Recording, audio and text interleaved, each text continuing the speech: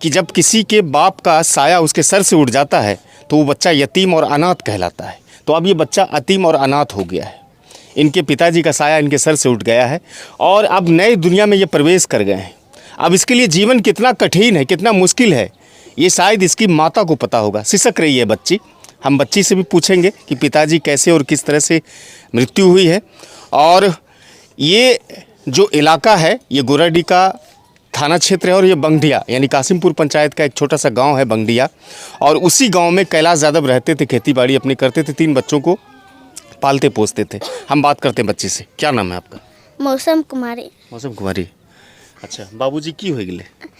पापा जी एक पल से दूसरा पल में लगा था, तार नहीं झूल गया था, कैसे सट गया था, खत्म हो गया बिजली से।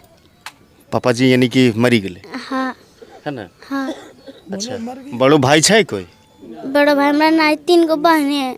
3 तो बहने छे? हाँ। तो की नाम छे? मौसम? मौसम कुमारी। की नाम छे? मीनाक्षी कुमारी। मीनाक्षी कुमारी। पढ़ाई छे बाबू तो? हाँ। कौन क्लास में? तीसरा में। तीसरा में। अच्छा, ये तीसरी क्लास में पढ़ती है। तुम्हारा नाम मीनाक्षी है? हाँ। हैं? पढ़ती हो? हाँ। कौन क्लास में? 1 में। अच्छा, तुम्हारा नाम बाबू? नाइट। क्या? गुंजन। गुंजन। अच्छा, तुम भी पढ़ती हो ना?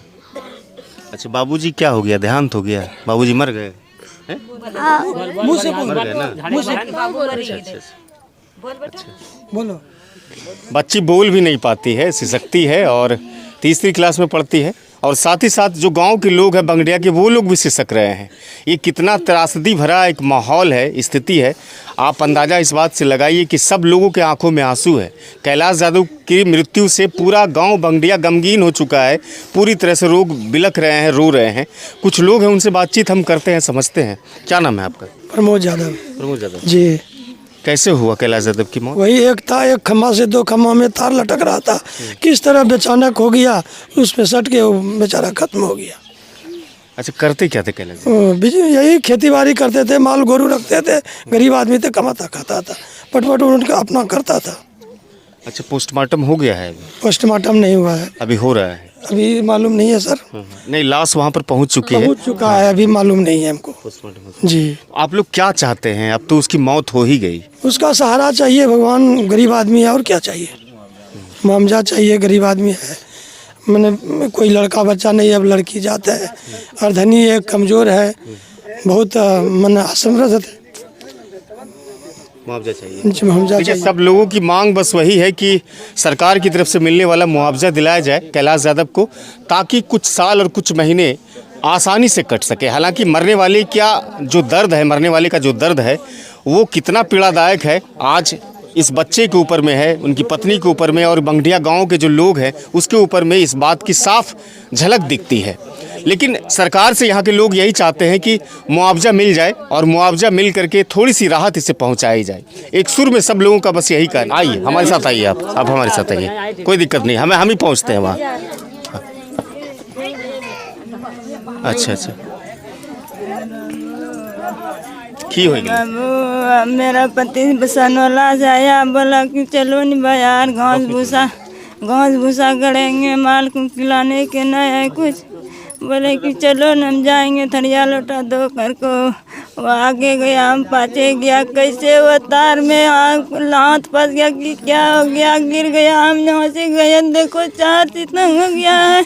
हम तो करने लगा तो उस जगह आए, बड़ा भैंसुर से दौड़ने लगा, क्या हुआ बच्चे मन से, क्या हुआ? कहा कि मेरा मौसम का पापा नहीं है दुनिया में, हमको कैसे आपको हम जीवन रहेगा? ये 3 बच्चा, कै ठो बाल बच्चा? सर 3 गो लड़की है अभी, हम कैसे, किसने हमको अब कमाएगा तो बच्चा सबको हम पोसेंगे? या बच्चा 3 का हमको क्या या भागेगा? कौन कमाएगा, कौन पोसेगा? पढ़ाई लिखाई अब कौन देगा? हम बच्चा सबको गरीब आदमी है, मेरा पति सब घुर कर को नहीं आएगा सर।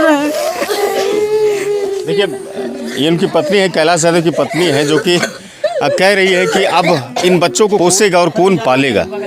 अब बड़ा तकलीफ वाली बातें हैं। इस समय मैं भी बात नहीं कर पा रहा हूँ सही तरीके से, चूँकि सब लोग यहाँ पर आंसू बहा रहे हैं कैलाश यादव की मौत के बाद से। अब ये बड़ा ही एक पीड़ादायक समय है, स्थिति है और शायद कुछ सरकार की तरफ से मिलने वाली मुआवजा को दे करके इन लोगों के गम को और परेशानियों को कम किया जा सकता मेरा है। नाम भृगुनंदन मंडल, मेरा घर गंगा करड़िया जी कासिमपुर पंचायत पड़ता है। जी जी हमको भी मालूम हुआ कि कैलाश यादव जी का निधन हो गया है करंट लगने से, जी और हमको जैसे मालूम हुआ हम आए, हम भी संतावना देने के लिए। जी जी हम छोटा सा एक जनप्रतिनिधि से भी खड़ा हुए थे, सरपंच पद से, जी जी जो कि हार गए। हम सेकंड स्थान था मेरा, तो वही संतावना देने के लिए हम भी इस समाज में आए। और सरकार से मेरा आप लोगों से भी निवेदन है कि यह गरीब एक मजदूर किसान डेट कर गया, जी जी ये मासूम बच्चे को देखते हुए मुआवजा की सरकार से मैं मुआवजा मांगता हूँ कि यह कम से कम ये सहारा, इस सब बच्चे का सहारा हो जाए। जी जी और ये तमाम समाज से यही आवाज़ है कि यह छोटा छोटा मासूम बच्चा का सरकार की तरफ से अगर मुआवजा मिल जाता है तो कि जीने का कुछ सहारा बन जाता है। फिलहाल सब लोगों की बस एक ही मांग है कि सरकार की तरफ से मिलने वाली जो मुआवजा है वो उसे मिल जाए और थोड़ी राहत इसे पहुंचाई जाए। बिजली विभाग की लापरवाही गोराडीह में पहले भी कई बार देखी गई है। जब पितना मदरसा के पास एक पोल बदलने की बात आई थी तो कई महीनों तक लगातार फ़ोन करने के बाद भी बिजली विभाग ने उसको बदलने पर अपनी इच्छा जाहिर नहीं की थी, लेकिन कई महीनों के बाद फिर उस पोल को बदला गया।